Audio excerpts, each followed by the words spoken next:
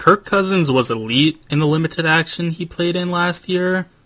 He was 5th out of 35 in expected points added, which if you don't know what that stat is, I have a video that breaks it down. It's awesome because it's useful in evaluating quarterbacks, offenses, and defenses. So it's a do-it-all stat. In addition to being 5th in EPA, Cousins was also 5th in quarterback rating, so he was very consistent in his placement of these stats. His supporting cast, which is based on the PFF grades of his receivers in pass blocking, was, get this, also ranked number 5. So that certainly helped him, but in all, he ranked as my 8th best quarterback, which may seem a bit odd, but there were some quarterbacks that had similar levels of play with much worse supporting casts, so he went down the list a little bit because, again, his supporting cast was very solid, being ranked 5th overall. At backup quarterback, Michael Penix is a very solid option. He was drafted 8th in the draft and was my 31st best player in the draft, so he deserved to go in the first, just probably not as highly as he did. Even still, he has a great arm and can make all the throws accurately. Also, Taylor Heineke is a mid-level backup that could be a competent starter early on if Penix isn't ready to go and if Kirk would unfortunately be not ready to play or injured as well. As we move to the supporting cast, if you're enjoying this video, make sure you give it a like and also subscribe, as both make massive differences. With that out of the way though, the O-line for Atlanta was quietly elite. I usually use ESPN's pass blocking and run blocking win rates to define how good a line is, but they had Atlanta as a poor run blocking unit, and that didn't match what I saw at all, nor did it match what I've heard from other analysts. So instead, I'm using PFF's pass blocking and run blocking team grades instead. There, Atlanta was 4th in pass blocking rank and tied for 7th in run blocking rank, so they were excellent in both regards, which is a bit of a rarity. You'll usually see teams have a somewhat correlated pass blocking and run blocking rank, but to be elite in both regards puts them in rarefied air. And again, that's sort of what I saw in my time watching them, that they do have a very good line. So that's why I went with PFF's ranking instead. Compared to last year, they should be about identical as they return all 5 starters. Their depth is also fine because at tackle, they have Storm Norton, which is a solid swing tackle option as he has some experience starting, albeit it's not very good experience. Even still though, he's been a starter in this league and hasn't been the absolute worst in that realm. So to be a backup is pretty good now. They don't have really anybody too notable on the interior for depth though, which is a bit worrisome, so they need to stay healthy there. But overall, it's a very good line. Regarding their weapons, they're top heavy, but solid. Drake London is a very solid number 1 option, as he was 39th in yards per game and 36th in yards per reception, which really does speak to the type of player he is. I would say he's a very balanced wide receiver. He's a big body, and he knows how to use it, so he has that going for him.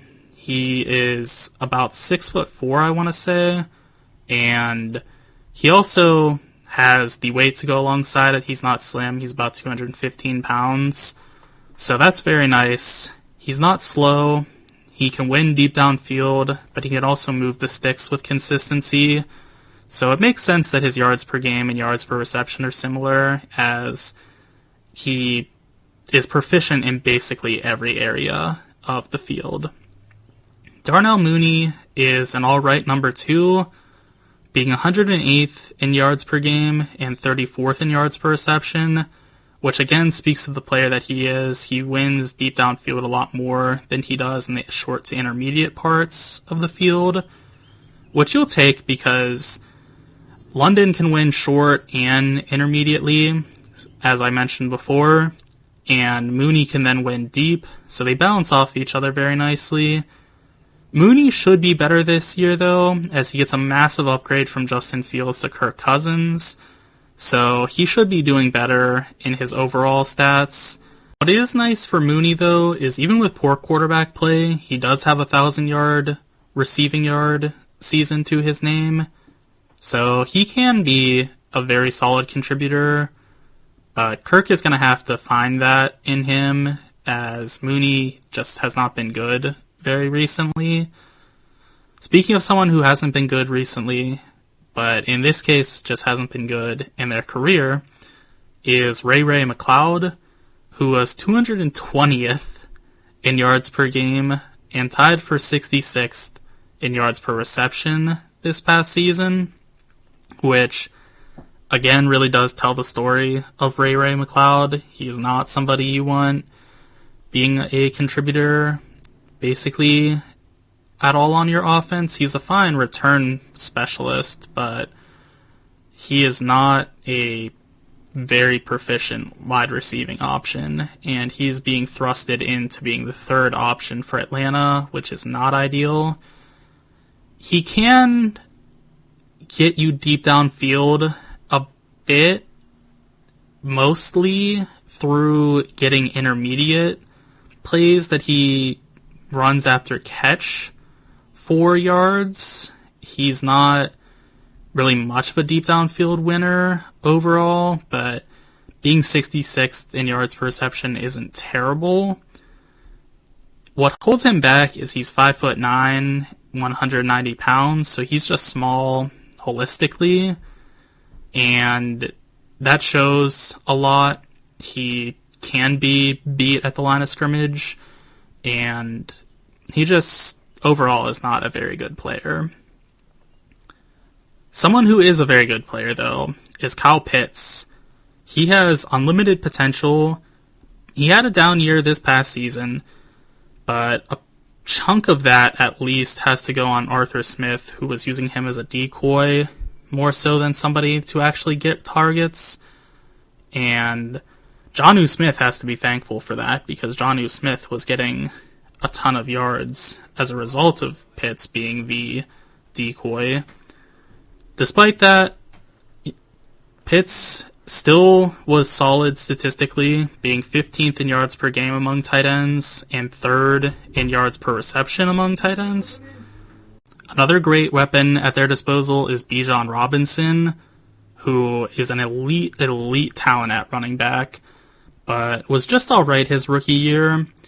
He was 38th out of 59 halfbacks in PFF grade, so he was very middling, but it'll be interesting to see how he rebounds from that. It wasn't a line issue. As I mentioned, they do have a great line, so he's going to have to find his way, but I do have faith that he can still do that, as his talent coming out of college was about as good as anybody's. Depth-wise, Cardale Hodge is a solid wide receiver 4. Charlie Warner is the perfect tight end 2 for Kyle Pitts, as Pitts is an awful blocker for a tight end, and Warner is an excellent one. Lastly, Tyler Algier actually outgraded Bijan Robinson, as Algier was PFF's 7th best running back compared to Robinson's 38th. So it's going to be a competition for snaps. I think Robinson should win because he's just more talented than Algier, but Algier's not going to go down without a fight. That's for sure. Moving to their defense now. The cornerbacks for the Falcons are again top-heavy like their receivers. A.J. Terrell ranked 24th out of 127 corners in PFF grade. He has great size at 6'1", and he uses it to disrupt wide receivers at the line of scrimmage, and he also uses it to make breaks on balls downfield that others simply can't. He's truly a great player. He's one of the best corners in the NFL, and what's crazy is his 24th rank this year is actually not even his best, as in 2021 he ranked as highly as 2nd best in the league. I'm not saying he's going to repeat that, but I think he's going to be in that range of really good corners throughout his career, which is, again, tough to say because defensive backs are just so finicky year to year. Moving to their cornerback 2, Clark Phillips III. He had a middling year for a 4th rounder as he was graded 85th out of 127 by PFF. He's undersized at 5'9", and he didn't run a great 40 at 4.51, but he is super physical as a run defender and can grow in coverage, so he's somebody to watch out for. Maybe he develops into a starting, like a solidified starting corner, I should say, because he already has shown he is deserving of being a starting corner. With his 85th ranking, that is a low-end starter right there. At nickel, D. Alford is the second best corner for them.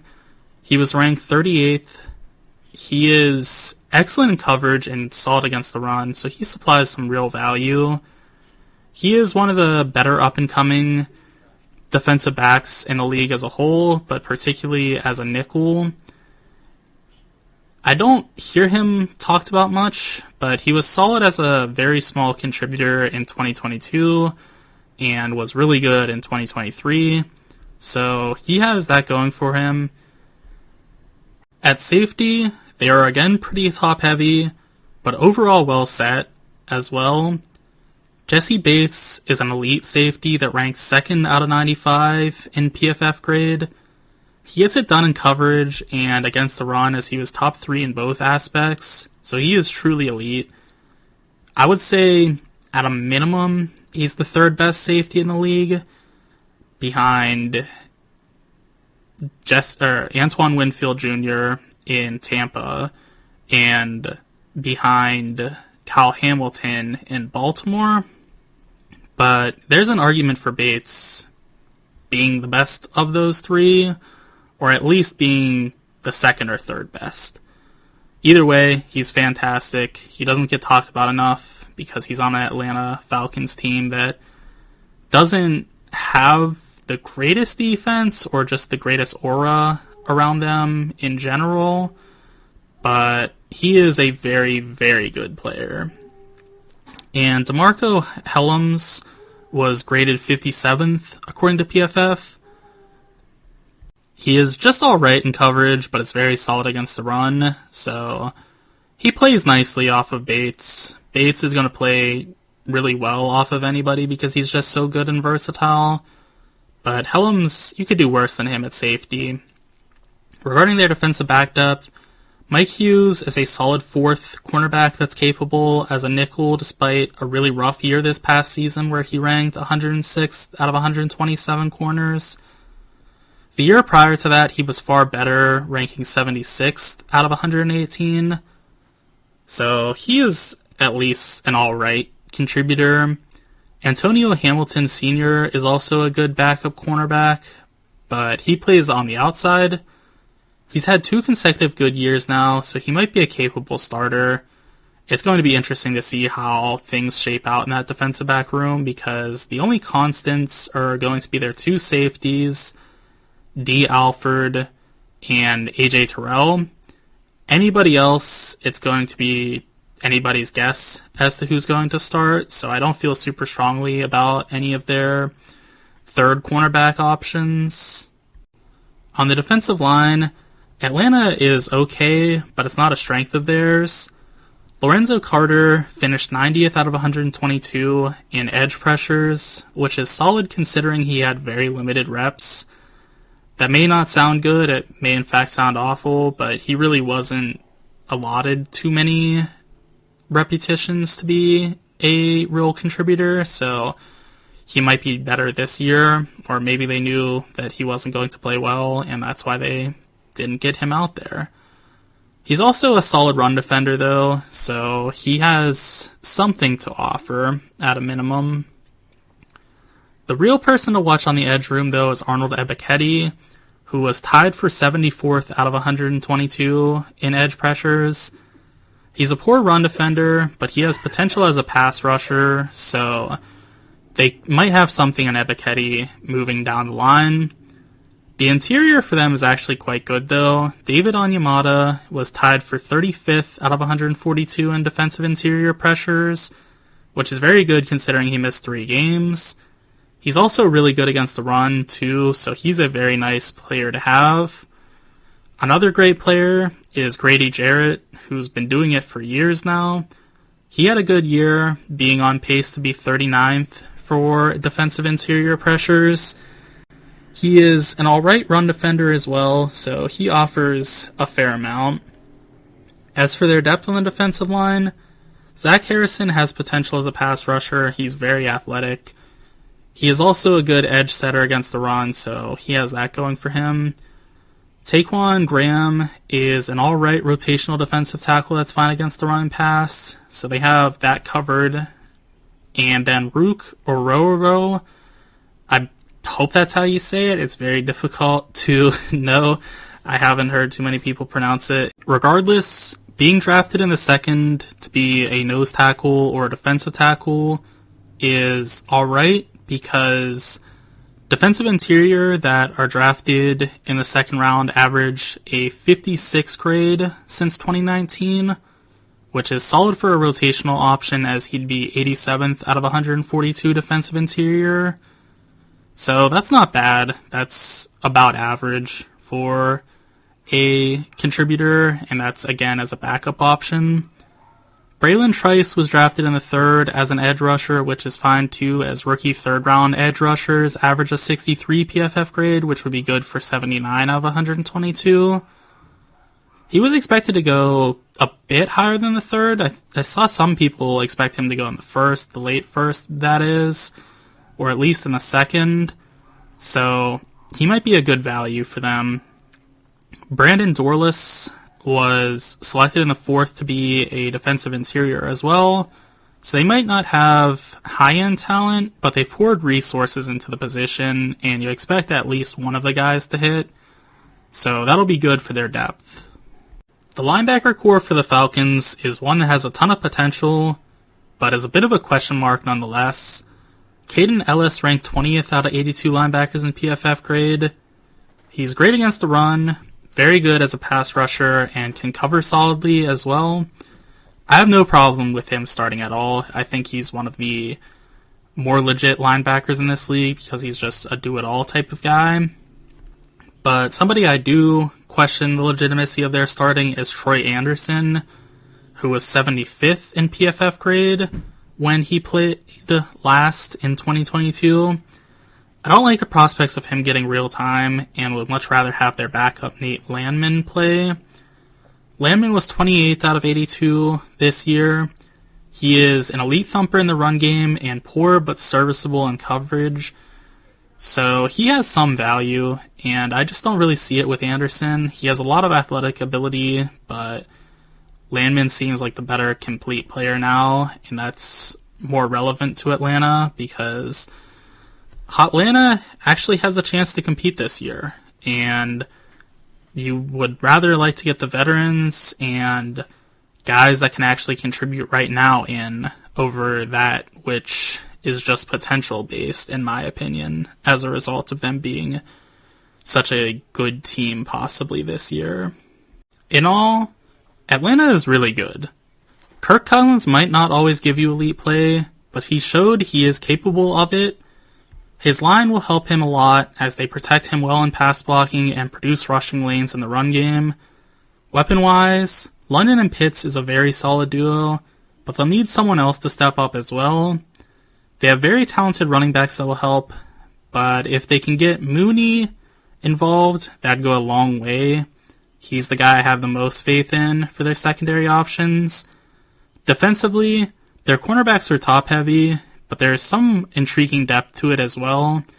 Their safeties are very good based on Jesse Bates alone, but Helms is a solid option too.